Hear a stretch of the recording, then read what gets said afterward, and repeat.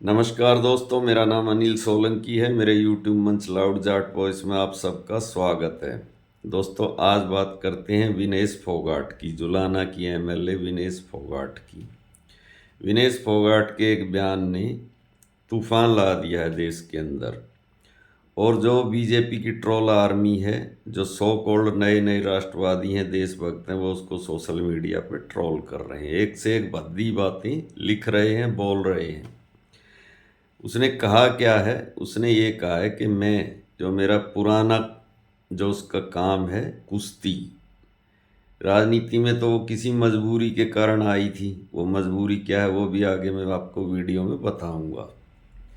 और राजनीति की राह भी कोई आसान नहीं है। राजनीति के अंदर कांग्रेस पार्टी ने उसको टिकट दिया, लेकिन अल्टीमेटली वोट तो उसको जनता से ही लेने थे।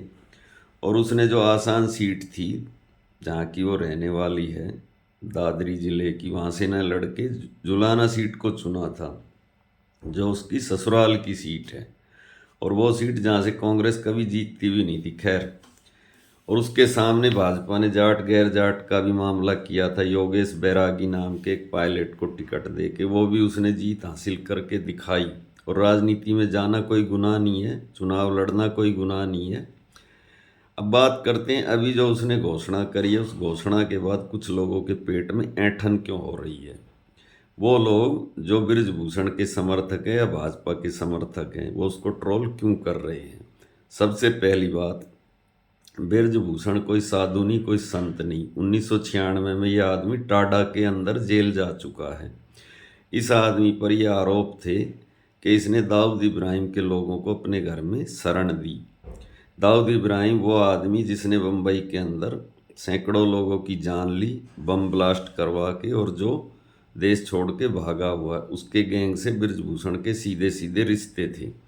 मुंबई के अंदर 1996 में जे हॉस्पिटल के अंदर एक शूट आउट हुआ था, जिसके अंदर अरुण गवली और दाऊद इब्राहिम गैंग के लोगों के बीच में गोली चली। उस गोली में कई आदमी मारे गए थे। उसके बाद उसके लोगों को इसने, बृजभूषण ने, अपने घर पे शरण दी थी। लेकिन क्योंकि ये एक पॉलिटिशियन है, भाजपा का एक मजबूत नेता है, इसके पीछे एक जाति की राजनीति होती है, 4-5 सीटों पर इसका प्रभाव है। उस चक्कर में भारतीय जनता पार्टी ने इस आदमी का बचाव किया। और यह आदमी ऑन कैमरा ये बात कह चुका है कि मैं हत्यारा हूँ, मैंने गोली से किसी की जान ली है। उसके बावजूद भी पुलिस ने इस पर कोई एक्शन नहीं लिया। और दूसरी तरफ विनेश फोगाट है। विनेश फोगाट के पास इतने अचीवमेंट हैं, अगर कोई और राष्ट्र होता तो ये राष्ट्र की नायिका होती। लेकिन ये हमारा जो देश है, इसमें 2014 के बाद से एक नया कल्चर उभर कर आया है। जो हमारे साथ है वो राष्ट्रवादी है, जो हमारे साथ नहीं है वो राष्ट्रद्रोही है। चाहे हम कितना भी गलत करें, आपको हर हाल में हमारा साथ देना ही पड़ेगा। एक विचारधारा के लोगों का ऐसा मानना है। विनेश फोगाट के पास में अंतर्राष्ट्रीय 15 मेडल हैं, जिसके अंदर कॉमनवेल्थ गेम के 3 गोल्ड मेडल हैं, एशियाई खेलों का भी 1 गोल्ड मेडल है। और ये पहली भारतीय महिला है जो एशियाई खेलों के अंदर गोल्ड मेडल जिसने जीता है। वर्ल्ड चैंपियनशिप के 2 मेडल हैं और एशियाई चैंपियनशिप का भी 1 गोल्ड मेडल इसके पास है। तो ये तो है इसका अचीवमेंट। अब बात करते हैं कि 2024 के अंदर इसके साथ क्या हुआ। ये पहली भारतीय महिला है जो 2024 के अंदर कुश्ती के ओलंपिक के फाइनल के अंदर गई थी। और ये गोल्ड मेडल से 1 कदम दूर थी। और हमारा ऐसा देश है, दुनिया का शायद ये पहला ऐसा देश है जिसके अंदर उस खुशी की जगह मातम मनाया जा रहा था। लोगों को सांप सूंघ गया था। जो नए नए राष्ट्रवादी बने हैं 2014 के बाद, जिनकी देशभक्ति जागी है, उन लोगों को सांप सूंघ गया था और उनके घरों में मरघट जैसा सन्नाटा था। उसका एक कारण था, उस मरघट जैसे सन्नाटे का एक कारण था। वो कारण ये था, उन लोगों को ऐसा लगता था कि अगर कल इस लड़की ने ओलंपिक का गोल्ड मेडल जीत लिया तो हम, जो इसको रात दिन जब इसने आवाज़ उठाई थी, गलत चीज़ के खिलाफ आवाज़ उठाई थी जंतर मंतर पर, हमने जो इसको गालियाँ दी, इसको गलत ठहराने के लिए जो ऊल जलूल तर्क दिए, उन सब का क्या होगा। हम कहाँ मुँह छिपाएंगे, कौन से गड्ढे में, कौन से चुल्लू भर पानी में हम डूब कर मरेंगे। और सबसे बड़ी आफत और सबसे बड़ी सांसत सरकार के गले में आ पड़ी थी। उनको ऐसा लगता था अगर विनेश फोगाट ने कल गोल्ड मेडल जीत लिया तो किस मुंह से प्रधानमंत्री नरेंद्र मोदी जी उनको फ़ोन करेंगे, जिनकी पुलिस ने उनको घसीट घसीट कर रोड पर पीटा था। उसके बावजूद भी वो इतने मेंटली ट्रॉमा से गुजरने के बाद 2023 का ये सारा घटनाक्रम है, वो भी मैं आपको डिटेल में बताऊंगा। इतने मेंटली ट्रॉमा से गुजरने के बाद अगर कोई बच्चा 9वीं में 10वीं में या बोर्ड की परीक्षा देने वाली कक्षा में हो और उसके साथ इतना बड़ा मेंटली ट्रॉमा हो जाए तो परीक्षा में फेल हो जाता है। लेकिन इतना सब होने के बावजूद विनेश फोगाट ने ओलंपिक का कोटा हासिल किया, ओलंपिक के अंदर गई, फ्रांस के पेरिस के ओलंपिक के अंदर न केवल गई बल्कि उसका जो अचीवमेंट है वो इतना ज़बरदस्त अचीवमेंट है कि उसने एक ही दिन के अंदर दुनिया की मानी हुई तीन पहलवानों को न केवल हराया बल्कि बुरी तरीके से हराया। और उसने प्री क्वार्टर फाइनल में एक ऐसी पहलवान को हराया जिसने अपने जीवन में एक भी मुकाबला लूज़ नहीं किया था। उसका नाम था यूई सुसाकी।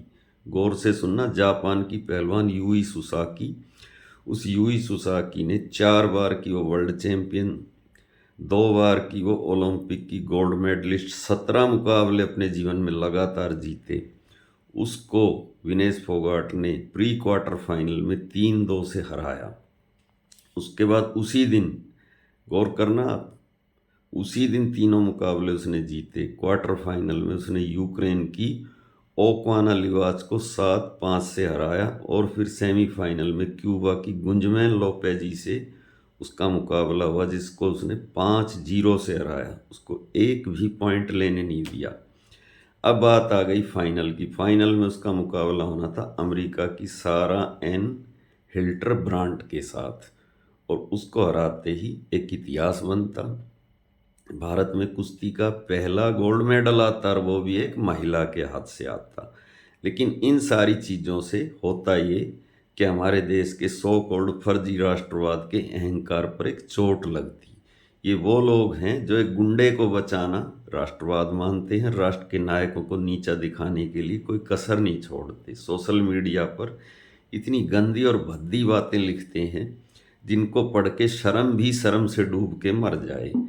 तो उसके बाद में 2 ही बातें हो सकती थी। पहली बात, या तो उसके साथ उसकी किस्मत ने धोखा दिया या उसके साथ कोई कॉन्स्पिरेंसी हुई, कोई षड्यंत्र हुआ। आप मुझे एक बात बताएं भाइयों, सामान्य बुद्धि की बात आपसे पूछता हूँ, क्या विनेश फोगाट कोई मुकाबला हारी मैट पे? नहीं हारी।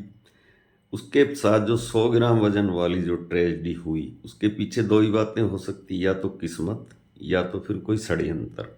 उसके बावजूद भी उसको ट्रोल किया जा रहा है जैसे कि वो मुकाबला हार के आई हो। खैर, उसने वहाँ की कोर्ट में मुकदमा लड़ा, सरकार ने उसकी एक चवन्नी की मदद नहीं की। जो कुछ किया वकील वगैरह उसने खुद किया, उसकी अपील मंजूर नहीं हुई, वो एक अलग बात है। अब मैं आपको बताता हूँ इस सारे षड्यंत्र के पीछे की कहानी। इस सारे षड्यंत्र के पीछे की कहानी ये है कि ये जो सो कॉल्ड बाहुबली है बृजभूषण शरण सिंह, जो भाजपा की कमज़ोर नस है, 4-5 लोकसभा की सीटों पर इसका प्रभाव है, इसकी जाति का ये हीरो है, राजपूत लॉबी का भी दबाव था, क्षेत्रवाद भी था, इसमें जातिवाद भी था और उसकी बाहुबली वाली इमेज भी थी जिसको भाजपा इनकैश करती है। इस पर ये आरोप है कि ये जानबूझकर लखनऊ के अंदर पहलवानों के कैंप लगाता था, जिस होटल में महिला पहलवान वो बच्चियां ठहरती थी जो उम्र में इसकी ग्रैंड डॉटर के बराबर हैं, उसी होटल में जानबूझ के कमरा लेता था। और जब वो लड़कियां प्रैक्टिस करती थी तो ये उनकी हार्ट बीट नापने के बहाने से गलत तरीके से उनके शरीर को छूता था। ये इस पे आरोप है। किसी ने इस पर रेप का आरोप नहीं लगाया, जैसे कुछ लुच्चे टाइप के आदमी कमेंट में आकर ये बातें करते हैं। इस चीज़ की एक गवाह है जिसका नाम है परमजीत मलिक। वो फिजियो थे, उनकी पत्नी भी उस कैंप में शामिल थी। उन्होंने ये बात बताई कि मेरे सामने आकर कई लड़कियां रोती थी और ये बात बताती थी कि हमारे साथ ऐसा व्यवहार ये इंसान करता है। तो उसने इसकी शिकायत हेड कोच से करी। हेड कोच ने कहता है मेरे को ही बोला कि आप आज रात ही लखनऊ छोड़ दो, नहीं तो आपके साथ कुछ भी अनहोनी घटना हो सकती है। तो ये तो है सच्चाई। उसके बाद में होता ये है कि जब पहलवान पहली बार जनवरी के अंदर आकर यहाँ पे धरना दे के बैठते हैं, इन पहलवानों के पास तो सारे अचीवमेंट थे। जो अपने जो साक्षी मलिक है या बजरंग पूनिया, इनके पास तो ओलंपिक का मेडल था। विनेश फोगाट के पास ओलंपिक का मेडल भले ही ना हो, लेकिन बाकी सारे अचीवमेंट थे। तो ये तो अपने शिखर पर पहुंच चुके थे, इनको कोई ज़रूरत नहीं थी उसके खिलाफ आवाज़ उठाने की। लेकिन इन्होंने ये रिस्क लिया दूसरे पहलवानों के साथ ऐसा ना हो, जो बच्चे इन फ्यूचर अपना भविष्य आजमाना चाहते हैं। सच्चाई देश को बताने की कोशिश करी, लेकिन हुआ ये कि सरकार ने एक कपटपूर्वक नीति अपनाई। खेल मंत्री अनुराग ठाकुर ने जाके एक कमेटी के गठन की बात कह के उनका धरना ख़त्म करवा दिया। उस कमेटी ने भी बाद में लीपापोती करी। फिर दोबारा धरना अप्रैल में शुरू हुआ। फिर सरकार ने साम दाम दंड भेद सब अपनाया। पुलिस ने एफआईआर नहीं लिखी, फिर वो एफआईआर भी कोर्ट के थ्रू लिखी गई। उसके बाद में जब नई संसद का उद्घाटन हुआ, तब जो कुछ हुआ देश ने देखा, किस प्रकार पुलिस ने इनके तंबू उखाड़ कर फेंके, इनको लाठियों से पीटा। इतना सब झेलने के बाद, ट्रॉमा से गुजरने के बाद, फिर विनेश फोगाट के पैर में इंजरी थी, वो अपना इलाज करवा रही थी। उसके बाद इन्होंने एक षड्यंत्र रचा। उसका जो ओरिजिनल उसकी वेट कैटेगरी थी 53 या शायद 54 किलो में वो खेलती थी। उसका ओरिजिनल वजन 56 किलो है। आदमी का जो ओरिजिनल वजन होता है उससे आदमी 1 या 2 किलो वजन कम ज़्यादा कर सकता है, लेकिन अगर ज़्यादा वजन कम करेगा तो उसका शरीर डिहाइड्रेट हो जाएगा, कमजोरी आ जाएगी, मौत का भी खतरा होता है। इन्होंने षड्यंत्र ये किया कि उसके वेट कैटेगरी के अंदर एक और लड़की अंतिम पंघाल को इन्होंने कोटा दे दिया। जब वो अपने पैर की इंजरी से उभर कर गई वहाँ पर, तो उन्होंने कहा कि आपके वेट कैटेगरी में तो हमने दूसरी लड़की को सिलेक्ट कर लिया, और वो लड़की अंतिम पंगाल अपने पहले मुकाबले में ही हार कर वापस आ गई थी। ये सच्चाई भी देश को पता है। फिर मजबूरी में, क्योंकि विनेश का सपना था ओलंपिक का गोल्ड मेडल जीतना, उसने हालात से समझौता किया और 50 किलो वर्ग के अंदर वो कोटा उसने जीता और वो गई। उसके बाद जो कुछ हुआ वो सब आपने देखा। 50 किलो वर्ग के अंदर उसने 3 मुकाबले जीते, लेकिन फिर फाइनल वाले दिन उसका 100 ग्राम वजन बढ़ा के बताकर उसको डिस्क्वालीफाई कर दिया, और जो सिल्वर मेडल मिलना था वो भी उसको नहीं मिला। तो ये सारी इनसाइड स्टोरी है। ये एक ऐसी नायिका है दोस्तों, 2016 के ओलंपिक, रियो ओलंपिक में इसका घुटना मुड़ गया था, पैर टूट गया था, स्ट्रेचर पे उठा के इसको ले गए थे। लेकिन 2 ही साल के बाद 2018 में इसने गोल्ड कोस्ट, कॉमनवेल्थ में और एशियाई खेलों जकार्ता में, दोनों में गोल्ड मेडल जीत कर दिखाया। अब कुछ लोग कहते हैं कि ये बृजभूषण हरियाणा में आया, फाइनेंसरों के गांव डीगल में इसका स्वागत हुआ। उसके पीछे की कहानी ये है कि भारतीय जनता पार्टी एक राजनीतिक दल है। हरियाणा के अंदर हर जिले में, हर ब्लॉक में, हर गांव में इसके कार्यकर्ता हैं। उसमें जाट समाज के लोग भी भाजपा में भारी संख्या में वोट भी देते हैं, चुनाव भी लड़ते हैं, सब चीज़ें हैं। तो अगर उनको ऊपर से हाईकमान ये ऑर्डर दे कि आपके गांव में आज बृजभूषण आएगा, तो उनको स्वागत करना ही पड़ेगा। एक पार्टी का दबाव होता है, पार्टी का अनुशासन होता है, और इसका पूरा नेटवर्क हरियाणा के अंदर है।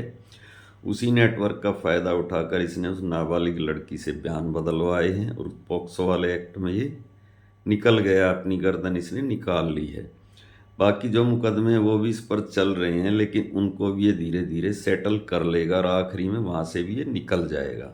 क्योंकि हमारे देश की जुडिशरी बहुत स्लो काम करती है, और आदमी को, गवाहों को प्रभावित करने का पूरा पूरा इस आदमी को मौका दिया जा रहा है। तो इसी के साथ दोस्तों, आपका भाई अनिल सोलंकी आज का वीडियो मैं यहीं पे समाप्त करता हूं, और मैं एक बार पुनः अपनी बहन विनेश फोगाट को आने वाले भविष्य की बधाइयां देता हूं कि 2028 के लॉस एंजेलिस ओलंपिक में वो जाएं, अपना परफॉर्मेंस दें, और जो काम 2024 पेरिस ओलंपिक में अधूरा रह गया था उसको पूरा करें, और इन चवन्नी छाप ट्रोल्स के मुंह पे अपने आप ही उस दिन टेप लग जाएगी। ये किसी को मुंह दिखाने लायक नहीं रहेंगे। आप अपना जो अधूरा काम 2024 में रह गया था उसको 2028 में पूरा करके आएँ। धन्यवाद भाइयों, मिलते हैं अगले वीडियो में। जो भाई अभी अभी चैनल से जुड़े, चैनल को सब्सक्राइब करें, वीडियो को लाइक करें, कमेंट करें और कमेंट सभी भाषा में करें। थैंक्स भाइयों।